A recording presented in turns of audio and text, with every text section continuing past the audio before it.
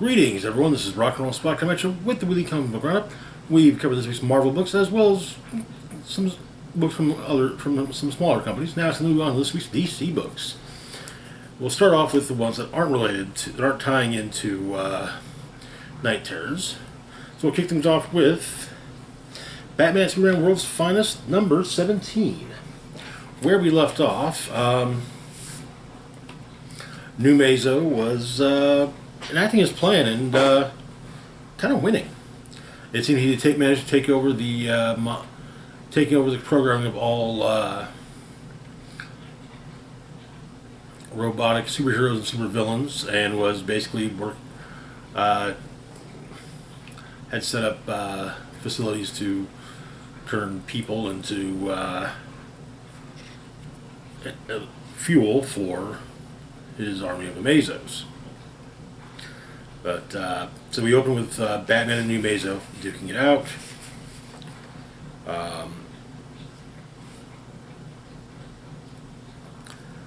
Martian Manhunter and Supergirl try to save him, but they end up getting close enough to New Mazo that he can copy their abilities. Wonder Woman does the same thing. Thankfully, however, Batman is able to get back with Dr. Magnus.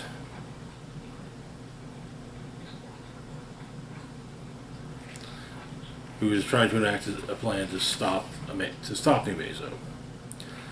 Robin has gone after T.O. Morrow, and apparently Morrow states that the only way out for humanity is to flee the planet immediately. Every scenario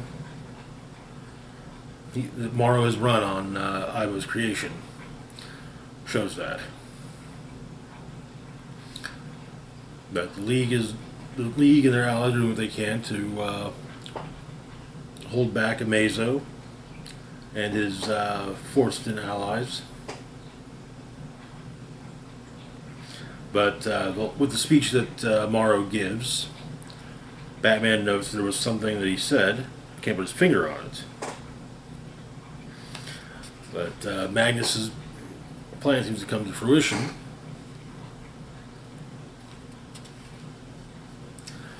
And basically an army, all of the robot-adjacent heroes and villains are now under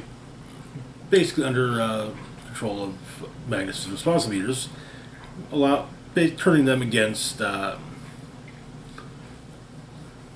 Mazo.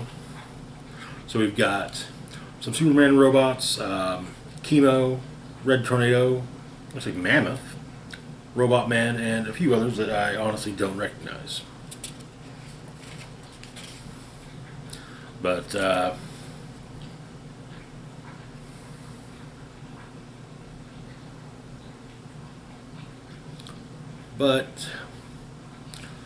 it's not seeming to work, but Batman assisted Magnus try again. And apparently the clue that Morrow didn't know he dropped, it's not from something from the present or the future of the Justice League, it's from Justice League's past. Amazo. And so Amazo and New Mazo duke it out. Batman explaining they're both still power duplicating parasites. New Mazo is smarter, while the first Amazo is a blunt instrument. But you can't outsmart a hammer. If Amazo stays relentless, New Mazo won't notice until too late, and basically they're in a constant absorption. They end up in a constant absorption loop, eventually burning each other out.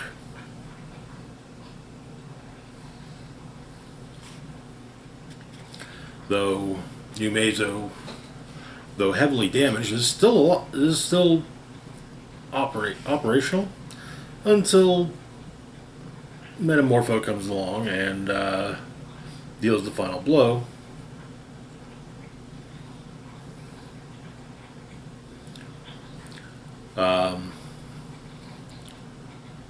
Mad as hell because New Mazo framed him for murder, put Sapphire through the ringer. Worst of all, made him feel bad for Simon Stagg. And while he wants to grind New Mazo to dust, you got to watch the look in New Mazo's eyes as Doc Magnus dismantles New Mazo's android brain piece by piece. And that's what New Mazo gets for messing with the Element Man.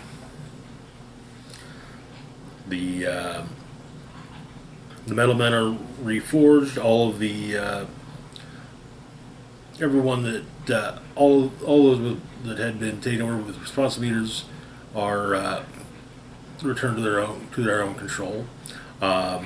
Jimmy Olsen tells Batman and Superman about how he screwed up, and he feels bad and is kind of worried that maybe that Bruce Wayne guy will hold a grudge, but Batman guarantees him that Wayne will understand. Bruce Wayne will definitely understand that Jimmy made a mistake. Explain that Jimmy followed the facts. It's a reporter's job, and he did it well. From everything Batman's heard about Bruce Wayne,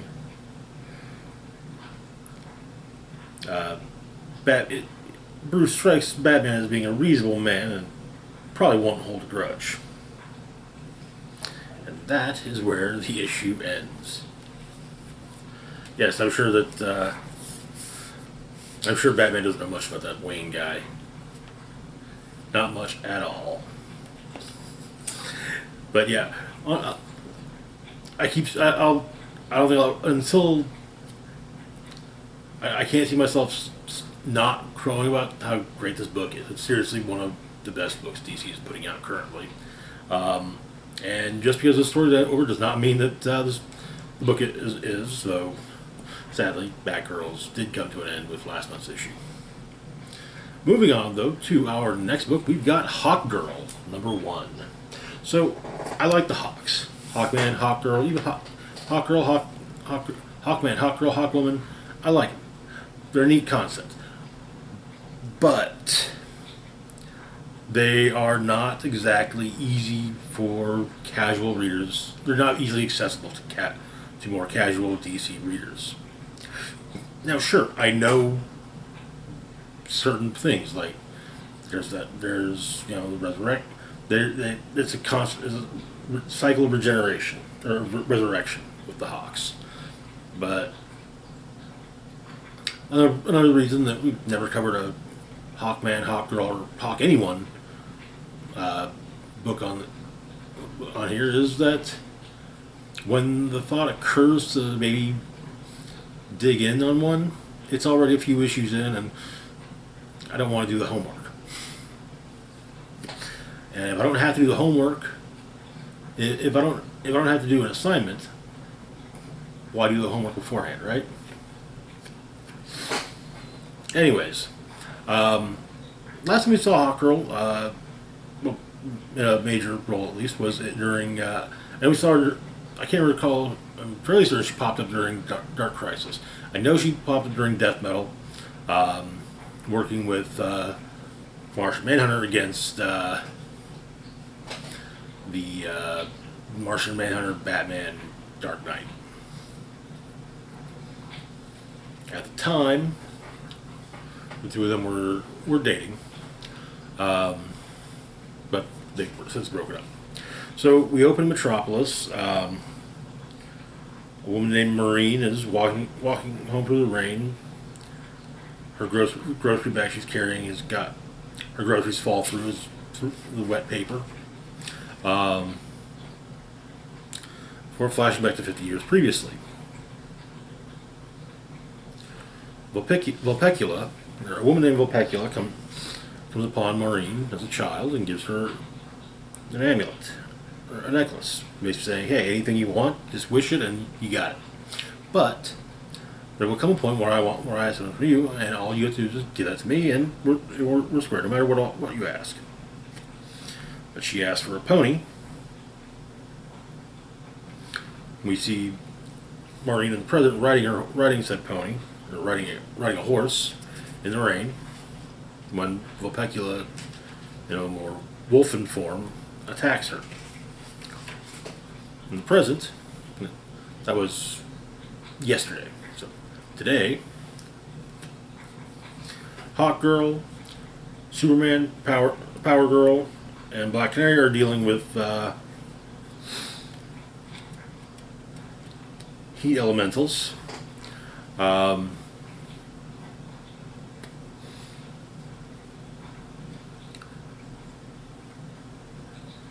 And everyone's asking Hawkgirl how she's doing.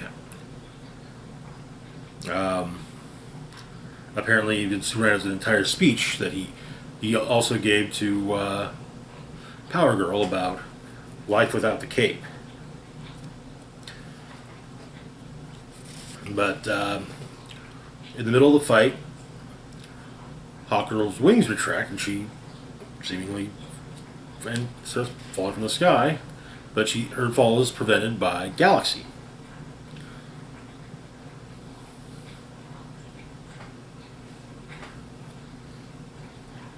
Galaxy looks at her wings and basically gets Hawkgirl's wings to come back out, and notes that they're metal, but also not more like energy that's decided to be metal, which is kind of nth metal summed up. But Galaxy basically explains that the fire aliens are nothing, or a little more than gas animating suits of armor, and so she keeps the gases inert, and sends them all home. Later on, Hawkgirl meets up in her civilian guise as Kendra Saunders. Hawkgirl meets up with an old college friend of hers, who has been through quite a few changes. Got married her junior year of college. Since then, got divorced. Came out as gay.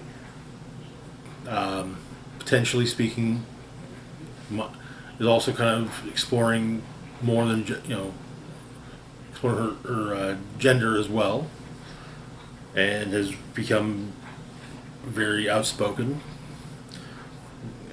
being participating in various protests for social justice. But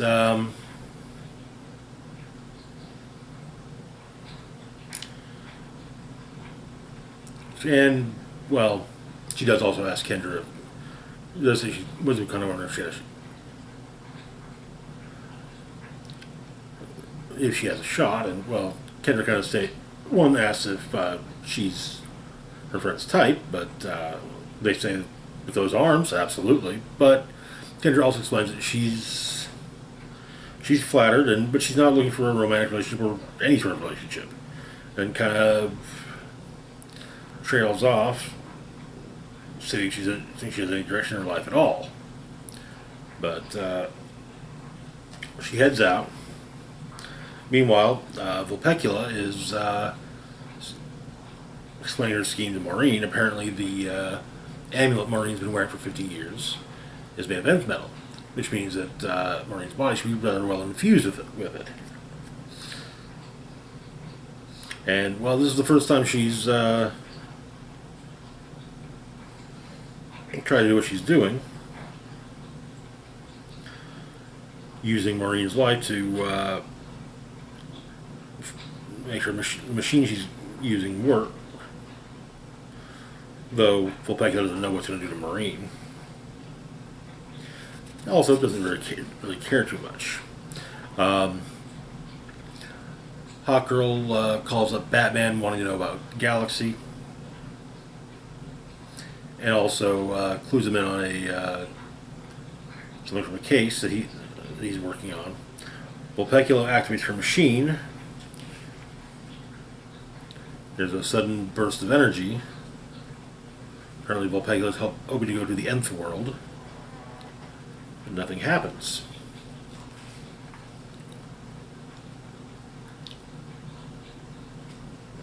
Galaxy returns to her apartment, her girlfriend, talking about the day, and with everyone kind of saying, hey, with her girlfriends, basically say, hey, look, so Hawkgirl was mean to you. Doesn't mean you're not awesome. And suddenly Hawkgirl arrives in their apartment, unconscious and crackling with energy. And that is where the issue ends. Okay, alright. Good start. Galaxy, I know of Galaxy. I hadn't read the story she appeared. I believe it was one of the recent DC OGNs. And of course, Batman knows a great deal about her already because, well, Batman. Doesn't have an opinion on one way or the other, but does acknowledge, yes, she did in fact, save the world once. But yeah, interesting start to things. Like I said, the concept of the Hawks is something I like. I think it's mainly because I'm really fond of flying. And so, yeah, people with wings, that's cool. But it's usually not as accessible. And so this does seem like a good place to dive in. Maybe not so much dive in, but at least, dip the toe in. So far, the water feels good. So we'll keep on with it for now. Moving on to our next book, we've got Tales of the Titans #1. This is the first in a 4-issue anthology series, each one focusing on a different member of the Titans. This first issue focuses on Starfire. So, one morning at Titan's Tower, apparently Beast Boy has opted to appropriate, to lay claim to some of Starfire's food in the fridge. He's always clearly marked Corey. But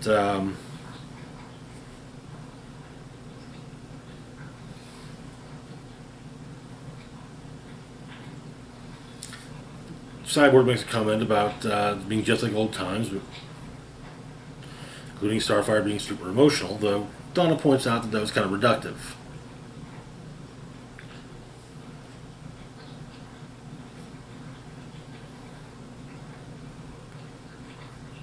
And with Beast Boy also pointing out that Starfire's an alien princess, and apparently that's a term she's not fond of. That's something she's not being fond of, because alien, someone that can never truly belong, and princess, well, she's a princess of a kingdom that no longer exists. But the Titans get a call from Oracle, correlating reports of sudden and catastrophic colony collapse disorder in Colorado, with almost spectrographic scans of gas outflow from a whole network of caverns. Basically, a lot of bees disappearing, possibly a side effect of a larger threat. However, Oracle has a special, basically gives it to Corey privately, explaining there's a Tamaranian craft landed near Titan's Tower, who sent out a distress signal asking for Corey. While flying towards the ship, among other things, Corey thinks about, her relationship, as it were, with Barbara.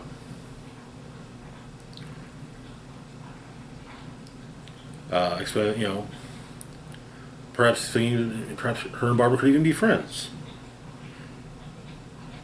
Over the years, there have been signs that they have more in common than just a penchant for Nightwing. Apparently, they both like Black Canary's music. But Corey arrives, and it's a pair of Tamaranian sisters. They are the co-administrators of New Palomar, a Tamaranian colony moon.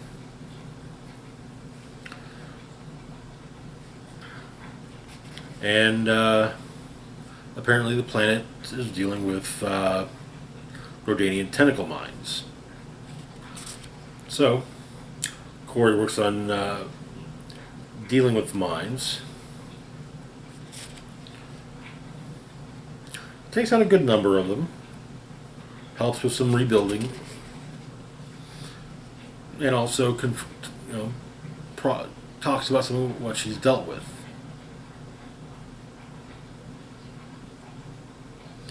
Though one of the sisters does say that perhaps the Scions should be praised for making Starfire. Though, and Starfire says, hey, I get where you're coming from on that, but yeah, what they did was horrible and evil. Just because it had a good side effect doesn't make it any less so. But another tentacle mine goes off, this one being quite the big one. And Starfire seemingly lets it envelop her before blowing up from within. She then returns to Earth, feeling, a little better about the idea of being Princess Coriander as opposed to just Coriander. But the Titans need her help. They're kind of swarmed. Apparently, Queen Bee is behind what's going on with the bees. And Corey and Oracle work up a plan, which Oracle is able to put into effect. So as far as she is, the plan culminating in Corey punching the hell out of Queen Bee. Queen Bee's turned over to Amanda Waller because, well, yeah. And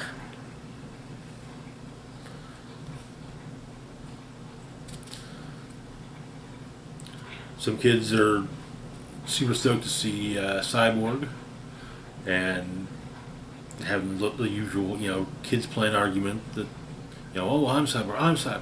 But Cyborg says, hey, the one that,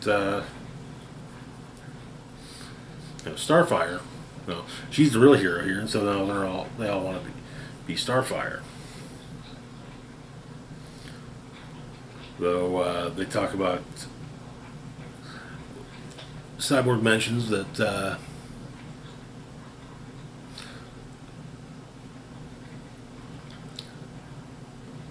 Starfire could melt a dinosaur's guts in a T-Rex's guts in the molten lava and instead of screaming it into ash and oblivion. Though Starfire corrects him and states that she would instead make it her pet and name it Martha. She better hope that Batman and Superman ever run into her and Martha. That could get yeah. Yes, another Martha joke.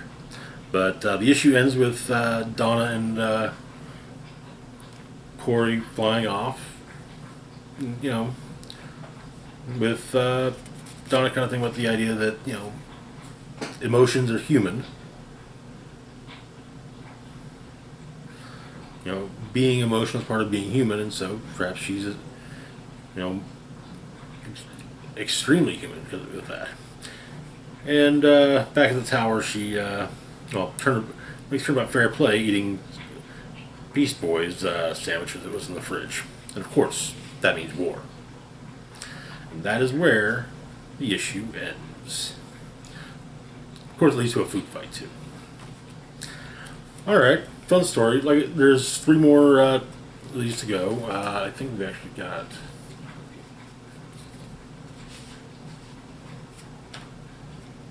Okay, I thought there was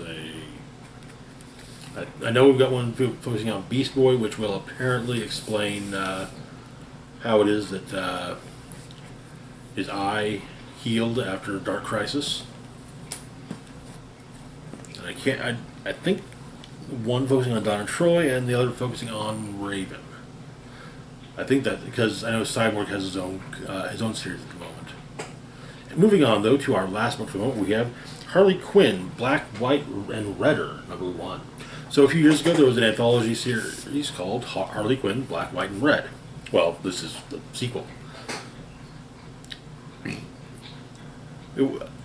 black or white or red would have been amusing title too, but black, white, and red, that works.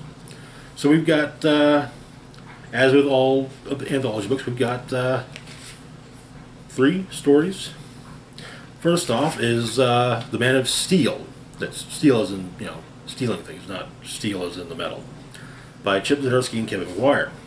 Harley and Ivy are the North Pole. Ivy's got some giant lockpicks. Their plan is to break into the Fortress of Solitude. Though it no longer has a giant keyhole. So, lockpicks are kind of pointless. But you know what? A rocket launcher might still work. Or a shoulder-mounted laser cannon or something. Some kind of insane weapon. Harley, however, figures out the passcode into the fortress. Hope. But Harley and Ivy are looking at stuff, trying to figure out, it's the whole thing of how do you know what's valuable and what's just weird. But they eventually come upon a bat butler. They manage to take him down, but Flash ends up asking where his chips are. And Harley tries to play off being Quinn Butler.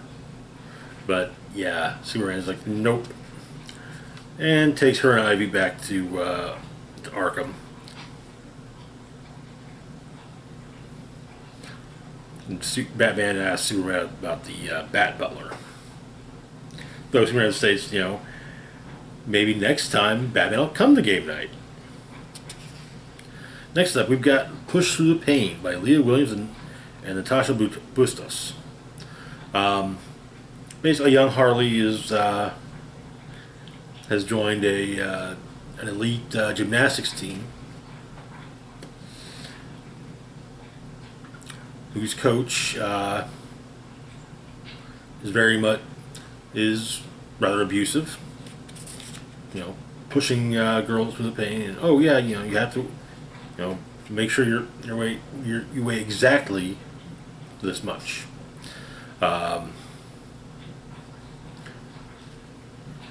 Also utilizing meditation techniques to help them, visualize what they want and win.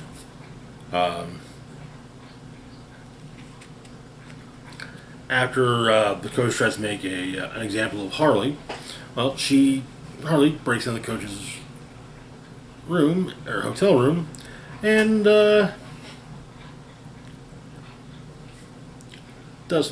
basically does some torturing. But the next day at the big gymnastics meet, where potentially there will be a Olympic qualifier, Harley is the Olympic qualifier. States that the coach will be retiring to just to work with Harley as her private coach. Our next story, we've got Get Gaggy by Paul Scheer and by writers Paul Scheer and Nick Giannetti and artist Tom Riley. We begin in Gotham.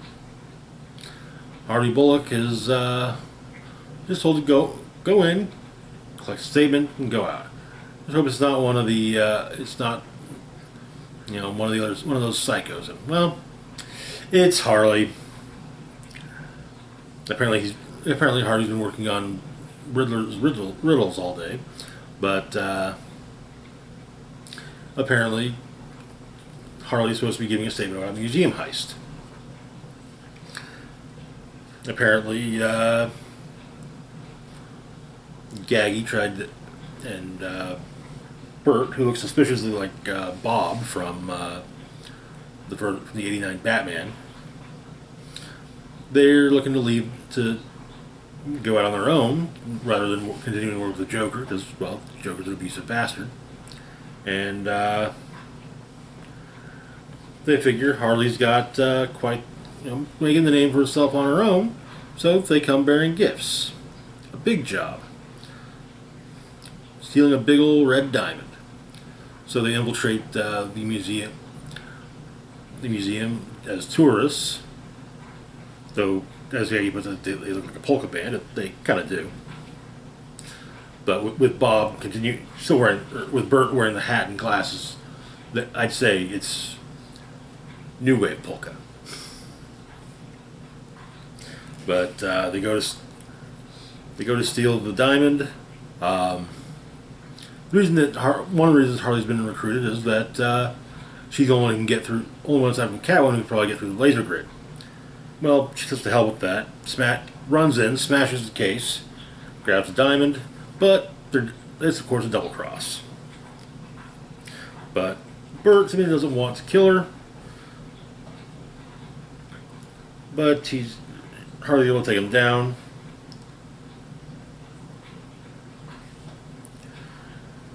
And eventually,